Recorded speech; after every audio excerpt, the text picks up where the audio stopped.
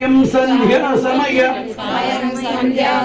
प्रत्यक्ष दीपम दर्शयामि प्रत्यक्ष दीपम दर्शयामि ओम वासव्येते नमस्तेस्तु कुलगौरव निर्मिते शत्रु सैन्य विनाशिन्यै स्वसैन्य परिपालिनी श्री वासवी देवतां प्रत्यक्ष दीपं दर्शयामि शुक्लांबरधरं विष्णुं शशिवर्णं चतुर्भुजं प्रसन्नवदनं ध्यायेत् सर्वविघ्नोपशान्तये।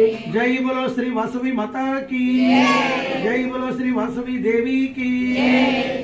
ఈ రోజున మనం అమ్మవారి చరిత్రను మన మహాదేవపూర్లో ప్రారంభం చేసుకుంటున్నాం। తల్లులారా, సమయానికి సరిగ్గా మీరంతా వచ్చారు।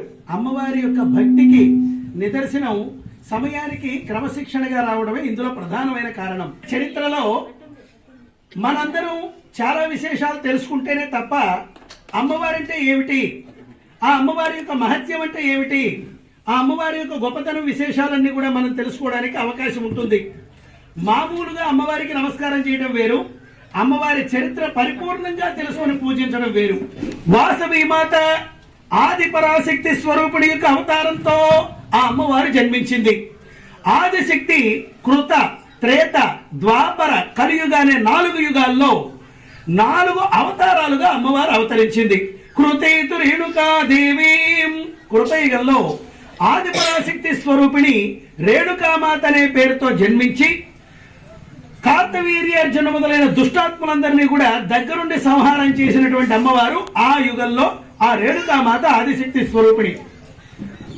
ఆ ఆదిశక్తి స్వరూపిణి త్రేతాయాం జనకాత్మజ త్రేతాయుగంలో వేదవతి సీతామాతగా అవతరించి 4 రావణాసురుల నాశనానికి కారకురాలైంది। ఐరావణుడు మహిరావణుడు శతకంఠ దశకంఠ రావణాసురులని 4 దుష్ట రావణాసురుల నాశనార్థం సీతాదేవి అనే కారణంతో ఆ అమ్మవారు అవతరించి